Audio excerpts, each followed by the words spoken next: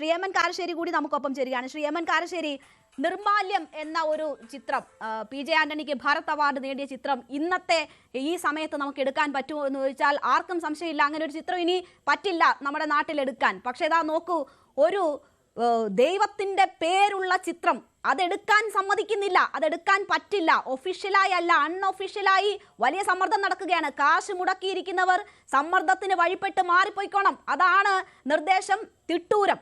ഇവിടെ ഇപ്പോൾ ഇത് ഒറ്റപ്പെട്ട സംഭവമല്ല എന്നത് പത്മകുമാർ കൂടി സംസാരിക്കുമ്പോൾ നമുക്ക് മനസ്സിലാകുന്നു. അപ്പോൾ എന്താണ് നമ്മുടെ നാട്ടിൽ നടക്കുന്നത്? അൺഒഫീഷ്യൽ ആയി നടക്കുന്നതിനെ നിയമപരമായി പോലും നേരിടാൻ പറ്റാത്ത പ്രതിസന്ധി അതിന്റെ അണിയറ പ്രവർത്തകർ നേരിടുകയാണ്. അവർ എന്താണ് ഇതിന്റെ പ്രശ്നമെന്നൊന്ന് പറഞ്ഞു തരൂ എന്ന് കോടതിയോട് ആവശ്യപ്പെട്ടിരിക്കുന്ന നിലയെത്തിയിരിക്കുന്നു.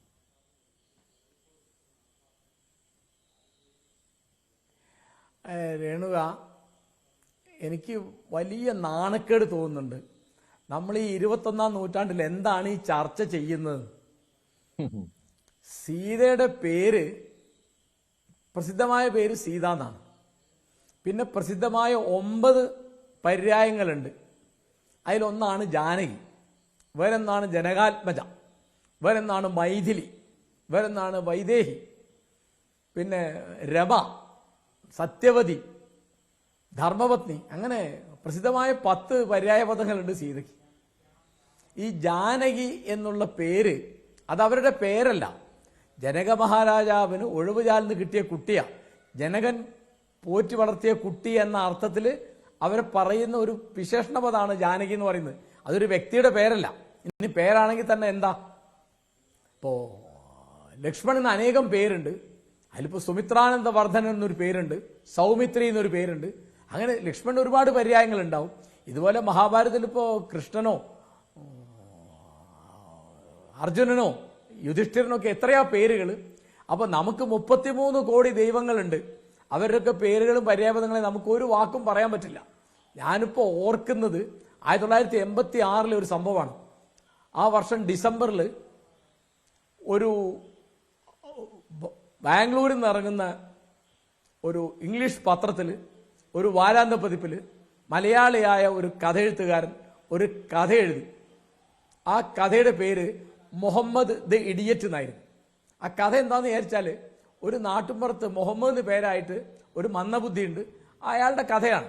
അതും മുഹമ്മദുമായിട്ട് ഒരു ബന്ധമില്ല. ആ ഗ്രാമത്തിലൊരു വേശ്യയുണ്ട്, ആ വേശ്യയുടെ പേര് സീത എന്ന്. പക്ഷേ ഇത് മുസ്ലിങ്ങൾ തങ്ങളുടെ പ്രവാചകനെ നിന്ദിച്ചു എന്ന് പറഞ്ഞ് ഭയങ്കര ബഹളുണ്ടാക്കി, പല കലാപങ്ങളുണ്ടായി. ബാംഗ്ലൂരിലും മൈസൂരിലും ഒക്കെ കലാപമുണ്ടായി. എൻ്റെ ഓർമ്മ ശരിയാണെങ്കിൽ 17 ആള് മരിച്ചു. 17 ആള് മരിച്ചു. അപ്പോ ഈ ഒരു ചെറുകഥയിൽ മുഹമ്മദ് എന്നുള്ള പേര് പറഞ്ഞതിന്റെ പേരിലാണ് അന്ന് ഈ ഭ്രാന്ത് മുഴുവൻ ഉണ്ടാക്കിയത്. മുഹമ്മദിന്റെ പേരിൽ എത്ര ആളുകളുണ്ട്? അത് പ്രവാചകനാണെന്നോ മുസ്ലിങ്ങളുടെ വലിയ ആദരണീയ കഥാപാത്രമാണെന്നോ ഒന്നും അതിനകത്ത് പറഞ്ഞിട്ടില്ല. അതിലൊരു പേര് മുഹമ്മദ്, വേറൊരു പേര് സീത, അത്രേ ഉള്ളൂ. ആ സീത എന്നുള്ള പേര് അന്ന് ആരും ശ്രദ്ധിച്ചില്ല. ഇന്നായിരുന്നെങ്കിൽ എന്താ ആലോചിച്ച് നോക്കൂ, ഒരു വേശ്യക്ക് സീത എന്ന് പേരിട്ടു എന്ന് പറഞ്ഞാൽ. അപ്പോ മലയാളിയായ ജന്മന ഹിന്ദു സമൂഹത്തിൽ ജനിച്ചു വളർന്ന ഒരാളാണ് ആ കഥ എഴുതിയത്. ഞാൻ അദ്ദേഹത്തിന്റെ പേര് പറയുന്നില്ല, തൃശ്ശൂർക്കാരനാണ്. ഇനി പേര് പറഞ്ഞിട്ട് ഇനി കുഴപ്പം വേണ്ടെന്ന് വിചാരിച്ചിട്ട്. അപ്പോൾ ഇതൊക്കെ സെൻസർ ബോർഡ് തന്നെ എന്തിനാണെന്നാണ് ഈ സമയത്ത് ആലോചിക്കേണ്ടത്.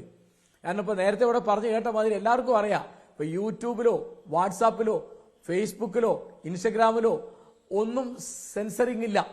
അവിടെ നമ്മൾ കാണിക്കുന്ന ഹിംസയ്ക്ക് ഒരറ്റമില്ല.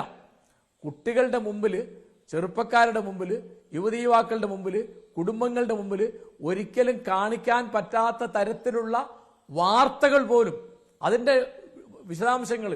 ഒരു ആന ഒരിക്കൽ ഒരു പാപ്പാനെ കൊമ്പിൽ കോർക്കുന്ന ഒരു രംഗം ഒരു സീരിയലിൽ കണ്ടിട്ട് എനിക്ക് തലമിന്നുന്ന മാതിരി തോന്നി. അതായത് കുംഭകോണത്ത് സ്കൂള് തീപിടിച്ച് 20 കുട്ടികൾ പച്ചയ്ക്ക് ദഹിക്കുന്ന ദൃശ്യം TV കാണിച്ചിട്ട് ഒരു ഹെഡ് മാസ്റ്റർ ഹാർട്ട് അറ്റാക്ക് ആയിട്ട് മരിച്ചു പോയിട്ടുണ്ട്. അപ്പൊ ഈ തരത്തിലുള്ള ഭീകര രംഗങ്ങളൊക്കെ എല്ലാ സിനിമയിലും എല്ലാ സീരിയലിലും വരുന്നു.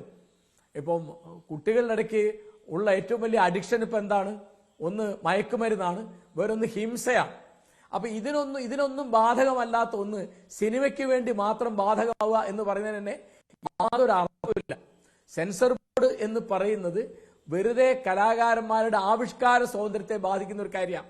ഇപ്പൊ Janaki versus state of Kerala എന്ന് പേരിടാൻ പാടില്ല എന്ന് പറയുന്നത് അത് വലിയ കൗതുകം തോന്നുകയാണ് എനിക്ക്. നമ്മുടെ കേന്ദ്രമന്ത്രി BJPയുടെ നേതാവ് നമ്മുടെ സുരേഷ് ഗോപി അഭിനയിക്കുന്ന സിനിമയാണത്. അതിനാണ് ജാനകി എന്ന് പേരിടാൻ പാടില്ല എന്ന് പറയുന്നത്. ഞാൻ ചോദിക്കട്ടെ, 1977 മലയാളത്തിൽ അങ്ങനെ ഒരു സിനിമ വന്നല്ലോ, പട്ടാളം ജാനകി എന്നാണ് അതിന്റെ പേര്. അതിൽ അഭിനയിച്ചത് ക്രോസ് ബെൽറ്റ് മണിയാണ് എൻ്റെ സംവിധായകൻ എന്ന എൻ്റെ ഓർമ്മ. അതുപോലെ ഉണ്ണിമേരി, സുധീറൊക്കെ അഭിനയിച്ച സിനിമയാണ് പട്ടാളം ജാനകി. ഇപ്പോഴും നെറ്റിൽ ചെന്ന് തെരഞ്ഞാൽ അതിന്റെ വാൾ പോസ്റ്ററൊക്കെ കിട്ടും. അപ്പോ ജാനകി എന്നുള്ള പേരിൽ എൻ്റെ ധാരണ ശരിയാണെങ്കിൽ തെലുങ്കിൽ കഴിഞ്ഞ 40 കൊല്ലത്തിനടുക്ക് 3-4 സിനിമ വന്നിട്ടുണ്ട്, അതിലൊക്കെ ജാനകിയുണ്ട്.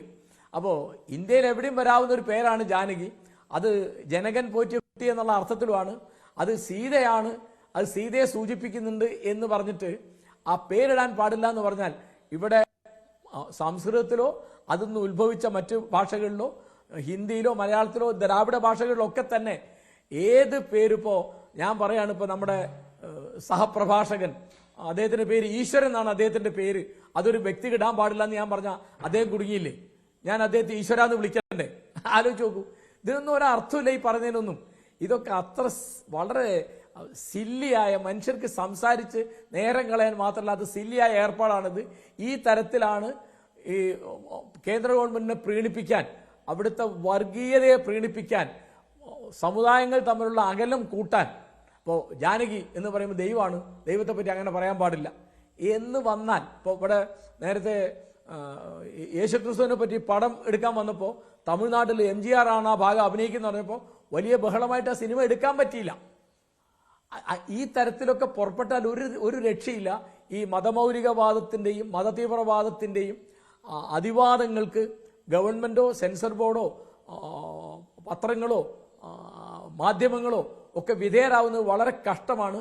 ഇത് ഒറ്റവാക്കിൽ പറഞ്ഞാൽ കലാകാരന്റെ ആവിഷ്കാര സ്വാതന്ത്ര്യത്തിനെതിരായിട്ടുള്ള അങ്ങേയറ്റത്തെ കടന്നുകയറ്റമാണ്.